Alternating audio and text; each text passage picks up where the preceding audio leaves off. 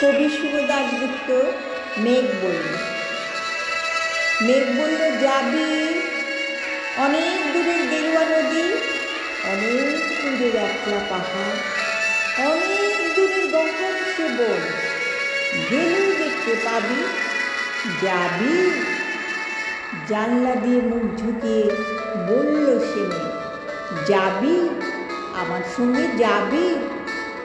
দিন ফুরিয়ে রাত ঘনাবে, রাত্রি গিয়ে সকাল হবে, নীল আকাশে উড়বে পাখি, গেলেই দেখতে পাবি। যাবি? শ্রাবণ মাসের একলা দুপুর, মেঘ বলল, যাবি? কেমন করে যাব রে মেঘ, কেমন করে যাব?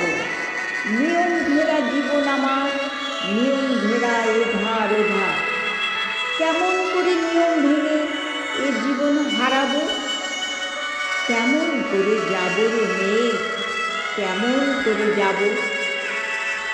মেঘ বলল, দূরের মাঠে বৃষ্টি হয়ে ঝরব, সবুজ পাতায় পাতায় ভালোবাসা হয়ে ঝরব, শান্ত নদীর বুকে আনব জলোচ্ছ্বাসের প্রেম, ইচ্ছে মতন ভাঙব, ভেঙে পড়ব।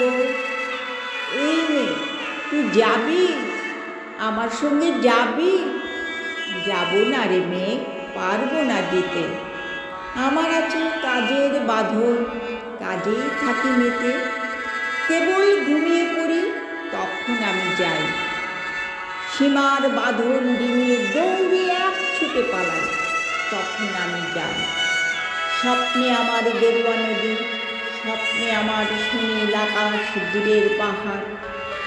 জাগরণের এই যে আমি কৃতদাসের মতন, জাগরণের এই যে আমি এবং আমার জীবন, কাজ অকাজে সুতোইব না মুখোশ ঘেরা জীবন। তবু রে মেঘ যাব, একদিন তুই তোরই সঙ্গে শ্রাবণ হাওয়ার নতুন রঙে যাব রে মেঘ, যাব। সেদিন আমি শিমুল পলাশ ভিজব বলে যাব, পাগল হাওয়ার উতল ধারায় আমায় খুঁজে পাবো। যাব রে মেঘ, যাব, যাব রে মেঘ, যাব, যাব রে মেঘ, যাব।